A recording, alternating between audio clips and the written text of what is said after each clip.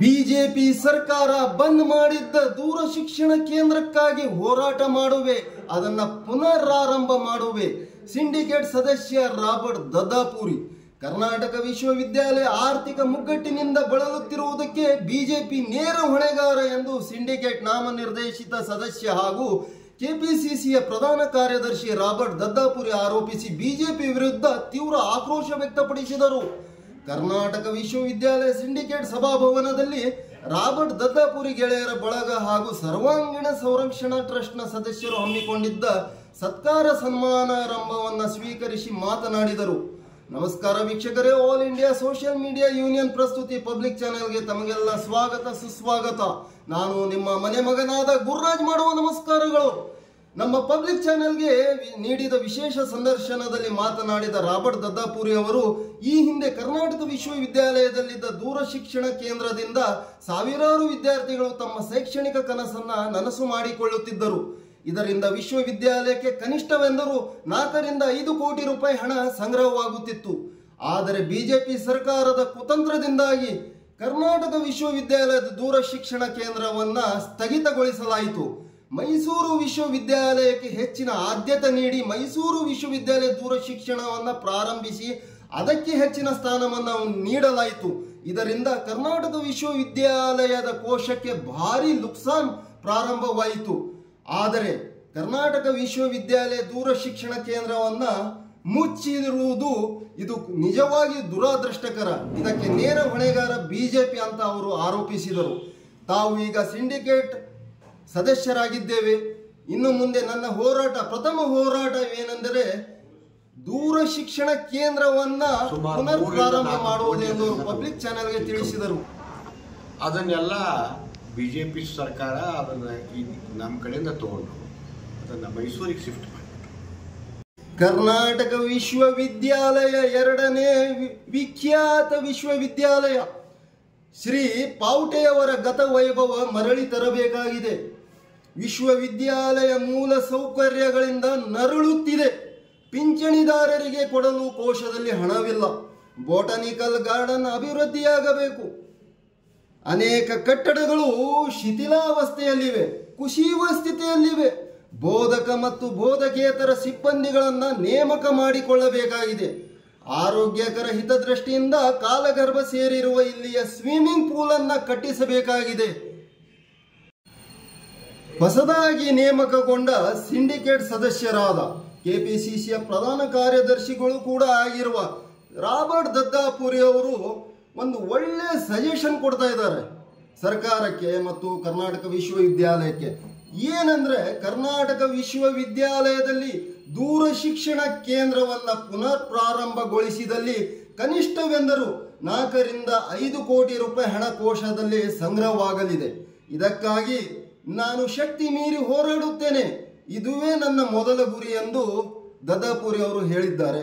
ಪರಿಸರ ಉಳಿಸಬೇಕು, ಅಭಿವೃದ್ಧಿಗೊಳಿಸಬೇಕು. ಬಿಜೆಪಿ ಸರ್ಕಾರವಿದ್ದಾಗ ಅವೈಜ್ಞಾನಿಕ ಚಿಗರಿ BRTS ಕಾಮಗಾರಿಯನ್ನು ನಾವು ತೀವ್ರವಾಗಿ ಖಂಡಿಸಿದ್ದೆವು.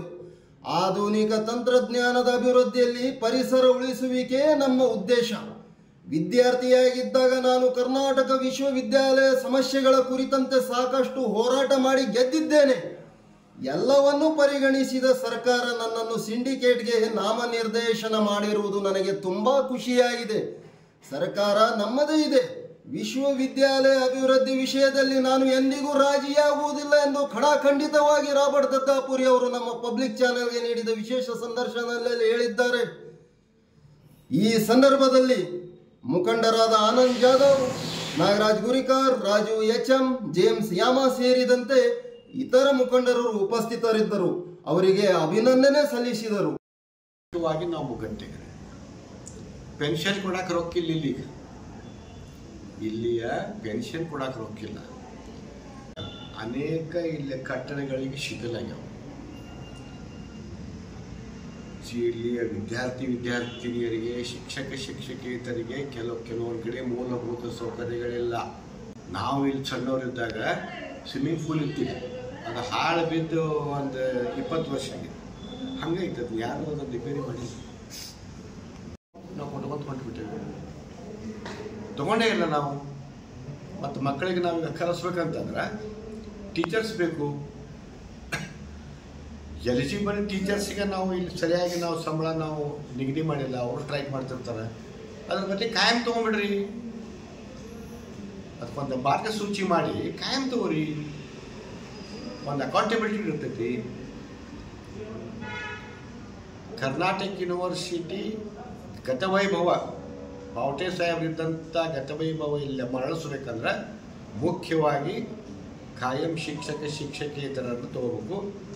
ಈಗ ನಾವು ಎಲ್ಲರೂ ಇಲ್ಲಿ ಚಾರ್ಜ್ ತೊಗೊಂಡ್ಕೊಂಡು ಫಸ್ಟ್ ಮೀಟಿಂಗ್ ಹಾಕುವ ನಮ್ಮ ನಿಯೋಗ ತೊಗೊಂಡು ಹೋಗ್ತೇವೆ. ನಾವು ಮುಖ್ಯಮಂತ್ರಿಗಳಿಗೆ, ಉಪಮುಖ್ಯಮಂತ್ರಿಗಳಿಗೆ, ನಮ್ಮ ಉನ್ನತ ಶಿಕ್ಷಣ ಸಚಿವರಿಗೆ ನಾವೆಲ್ಲ ಈಗ ಹೋಗಿ ಇಲ್ಲಿ ಸ್ಥಿತಿಗತಿಗಳನ್ನು ಪ್ರಾರ್ಥನೆ ಮಾಡಿ ಹೇಳಿ, ಇದಕ್ಕೆ ಮೊದಲು ನಮಗೆ ನೀವು ರೊಕ್ಕ ಕೊಡೋದು ಬೇಡ, ನಮಗೆ ನಮ್ಮ ದೂರ ಸಂಪರ್ಕ ಶಿಕ್ಷಣವನ್ನು ಜಾರಿ ಮಾಡಿಬಿಡ್ರಿ. ನಮಗೇನು ಮೊದಲಿತ್ತಲ್ಲ ಅದು ನಮ್ಗೆ ಕೊಟ್ಟರೆ ಒಂದು 50% ನಾವಿಲ್ಲಿ ಆರ್ಥಿಕವಾಗಿ ನಾವಿಲ್ಲಿ ಸಬಲೀಕರಣ ಆಗಿ ನಾವು ಸುಳ್ಳು ಇವತ್ತು VC ಅವ್ರ ಮೇಲೆ ದೋಷಾರೋಪಣೆ ಮಾಡೋದು, ಇಲ್ಲಿದ್ದಂಥ ಅಧಿಕಾರಿಗಳ ಮೇಲೆ ದೋಷಾರೋಪಣೆ ಮಾಡಿದ್ರೆ ಆಗೋದಿಲ್ಲ. ವಾಸ್ತವಾಂಶ ಹಿಂಗೈತೆ. ಗೌರ್ಮೆಂಟಿಂದ ಗ್ರ್ಯಾಂಟ್ ತರಬೇಕು. ಎದಕ್ಕೆ ಕೊಡ್ತೀರಿ? ಗ್ರ್ಯಾಂಟ್ ಕೊಡೋದು ಆಮೇಲೆ ಮುಖ್ಯವಾಗಿ ನಮಗೆ ಕೊಡ್ರಿ. ನಮ್ಮ ದೂರ ಸಂಪರ್ಕ ಶಿಕ್ಷಣ ಜಾರಿಗೆ ಮಾಡಿರಿ. ಅರ್ಧಕ್ಕರ್ಧ ನಾವು ರಿಲೀಫ್ ಹಾಕೀವಿ. ದಯವಿಟ್ಟು ಕರ್ನಾಟಕ ವಿಶ್ವವಿದ್ಯಾಲಯಕ್ಕೆ ಒಂದು ಉನ್ನತೀಕರಣಕ್ಕೆ ಇದನ್ನು ಬಳಸ್ರಿ. ನಾನ್ ಟೀಚಿಂಗ್ ಸ್ಟಾಫ್ ತುಮಕೂರಿ ಅಂತ ನಾ ಕಳಕಳಿಯಿಂದ ನಮ್ಮದ ಗೌರ್ಮೆಂಟಿಗೆ ನಾವು ಪ್ರಾರ್ಥನೆ ಮಾಡ್ತೀವಿ.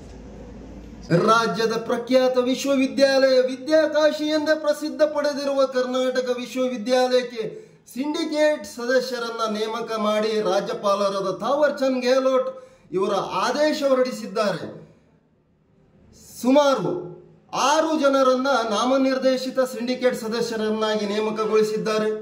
ಡಾಕ್ಟರ್ HS ಅನುಪಮ ಉತ್ತರ ಕನ್ನಡದಿಂದ, ಶ್ರೀ ಮಹೇಶ್ ಹುಲ್ಲಣ್ಣವರ್ ಧಾರವಾಡದಿಂದ, ಶ್ರೀ ರಾಬರ್ಟ್ ದದ್ದಾಪುರಿ ಧಾರವಾಡದಿಂದ, ಶ್ರೀ ದೇವೇಂದ್ರಪ್ಪ ಮಾಳಗಿ ಹುಬ್ಬಳ್ಳಿಯಿಂದ, ಡಾಕ್ಟರ್ ಶಿವಾನಂದ್ ನಾಯ್ಕ್ ಅಂಕೋಲಾದಿಂದ, ಶ್ರೀ ಶ್ಯಾಮ್ ಮಲ್ಲನ್ಗೌಡ್ ಧಾರವಾಡದಿಂದ, ಹೀಗೆ 6 ಜನರನ್ನ ಸಿಂಡಿಕೇಟ್ ಸದಸ್ಯರನ್ನಾಗಿ ರಾಜ್ಯಪಾಲರು ನೇಮಕಗೊಳಿಸಿದ್ದಾರೆ.